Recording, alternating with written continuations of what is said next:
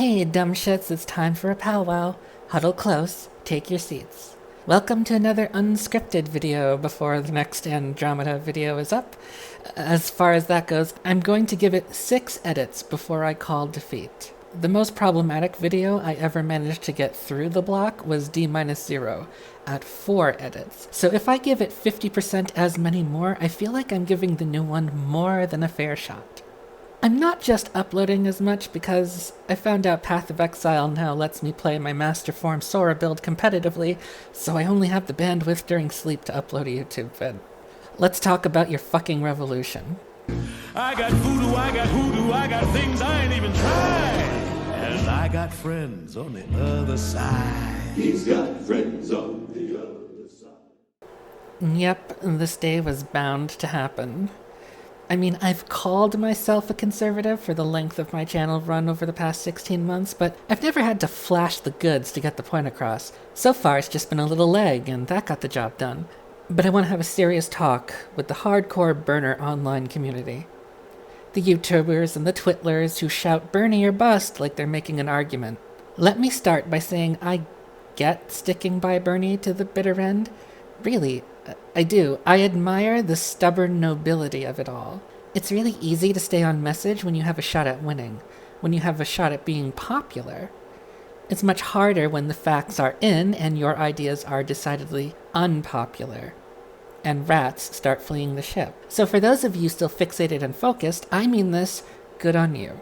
At the same time, I've yet to see anyone say anything substantive about this resistance, anything practical. Occasionally, I'll see someone talking about making sure the party planks are secure and can't be removed before August. That's fair. I even share that concern, believe it or not.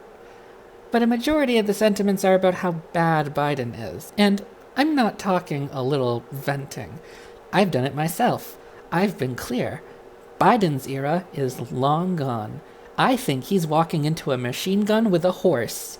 I think it's ridiculous to only bet on color when you're about to walk into an election in the middle of a pandemic and a depression, historically job-killing for any incumbent, regardless of party. I agree, the Democrats are throwing away a golden opportunity to dream big. But people who want to spend their advocacy on the same point over and over and over again, what are you trying to prove? Let's check the math, shall we? The short version is that, to win outright, Bernie has to win about 60% of the remaining vote. As of the COVID break in the primaries, Bernie has been winning 31% of the popular vote. Effectively, he'll have to find a way to double his support in 4 weeks. Mind that among the states not yet voted are Maryland and Georgia, big-ticket states where, demographically speaking, in similar matchups, Sanders has barely managed to meet the threshold to receive delegates. And since Warren dropped out, and officially making this a 2-horse race, Sanders has only seen the gap widen, not close. He'll need to find a way in these states to quintuple his support in 4 weeks. You can see why when I look at these numbers, I don't reasonably see a victory. And yet whenever I make a comment that Bernie should act strategically, like a politician, like that he should distance himself from Joe Rogan now that the latter has come out in favor of Trump, some moron will come along and say, well, you just want to vote a rapist in. I mean, that is the choice even if we take your assertion at face value. If you call Biden a rapist, which I don't think we're at the burden of proof for outright blurting it out like that, because I don't want to say anything actionable, the choice between a rapist who denies the allegations and a rapist who doesn't. Here's the problem with BreadTube left, or the dirtbag left, or whatever the fuck these intellectual midgets want to call themselves. They don't want a revolution.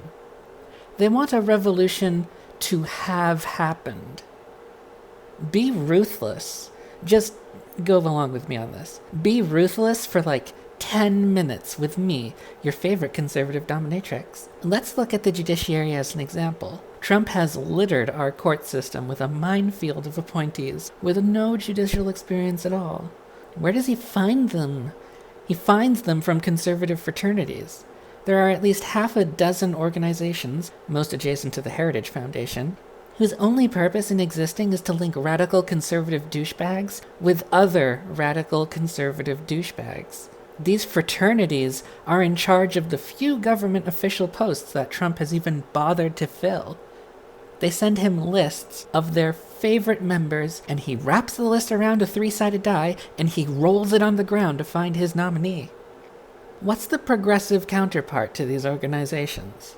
Who's the organization whose sole purpose is to connect progressives with other progressives to allow them to send each other job offers?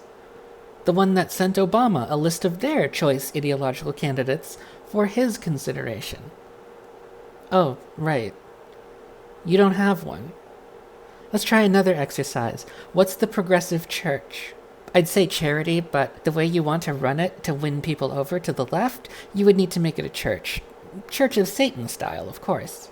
What's the progressive organization dedicated to providing housing for at-risk minorities in Baltimore, where part of the price of shelter is to attend an economic lesson where they learn about the relationship between wage earner and capitalist? Where you don't have to tell everyone how to vote, but you can put up posters of Bernie everywhere and his favorite campaign planks. This, obviously, is why you would register as a church, not a charity. I said way back in my wealth redistribution video that if people don't feel connected to their system, they start to look to whoever it is that will give them the security and the resources that they need to take care of their families. This is how Hamas maintains power. Not with a Gestapo, but with a hospital. But that works in reverse too, if you identify the empty space. Where's the Progressive Salvation Army? The Progressive Abstinence Only group, which I obviously mean in their function in how they lobby schools about sex ed, not, the actual abstinence policy itself. Where's the Progressive Catholic Hospital that instead stuffs birth control in your palm as you walk out the door? Oh, you haven't heard of one. Wow, isn't that weird? It's about as surprising as the fact that progressives can't seem to win a single fucking election across the entire planet when you put these facts side by side like that, huh? Almost like the current postmodern conservative movement has been on the stove for at least 50 years. We all have this popular conception that because Citizens United unleashed the Koch brothers on us, that's just how the Republicans have always been controlled. But that's not true at all.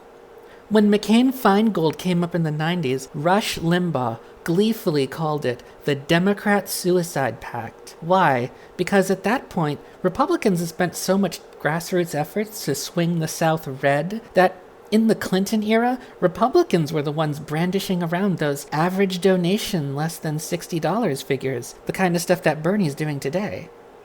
And the Democrats' failure to contain the GOP between 96 and today should probably be taken as evidence that it certainly didn't hurt Republicans.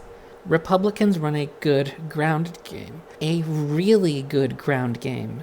It's sad and it's pathetic that evangelical Christianity basically functions like a cult, that voting for guns and God opens up so many doors. But that's what people want. A community that has their back. Did you find out someone voted for Bernie in your apartment building? Say that's cool. Say you did too. 3 days later, bake extra cookies and leave them at their door with a friendly note. Someone got laid off of work? Give them your condolences. And then ask if they want to hang out on Friday on your anime night where everyone in attendance is a socialist. Is your neighbor old and struggles with his property? Mow his lawn for him, just once or twice, a Passover. And plant a fat Bernie sign right on the edge of your two properties. Spend isolation running a grocery delivery service. Force an old lady to see your piercings and Bernie bumper sticker as you simply ask how she's holding up. Ask about her grandkids. Bring your little dog over one day and let her pet him for a bit. At least, as long as dogs are still safe as of you're hearing this. As of recording, they still are. Go to a knitting club and make a kill all landlords cozy for a laugh. Evangelicals do this shit because they think by winning you over, they're bringing you closer to God. Or, if this helps you, more abstractly, they think they're bringing you closer to the truth. Be ruthless. Do the same thing. Open a halfway house for at-risk youth and teach them Marxism. Offer jobs to people who share your views. You don't have to fudge an interview, but just maybe don't tell your brother about the opening after he spent Thanksgiving talking about how the Muslims will replace us.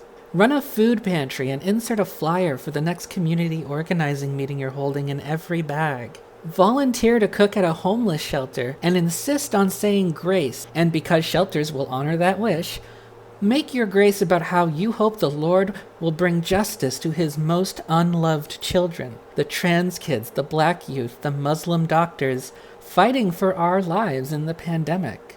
If you want to feel like you're better than a Republican, go right ahead.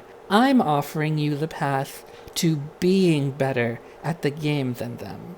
If you want a revolution to have happened, go ahead and stay on Twitter. Go ahead and tell us how awful Joe Biden is. If you want to have a revolution, start being ruthless. On you, little man, I don't want to waste much time. You've been pushed around all your life. You've been pushed around by your mother and your sister and your brother. Hey, a bit of an afterword here. This is something I'm going to start doing now, I think, is when I tell you to come visit me on Twitter, I'm going to start posting all of the fantastic stuff you're missing over there. So here's a couple of that. And also, if you think that I have missed some pretty obvious, very ruthless ways of converting people into leftism or progressivism or any kind of ism, feel free to leave it in the comments. I would like to make a much bigger list than this. I could only think of these few today.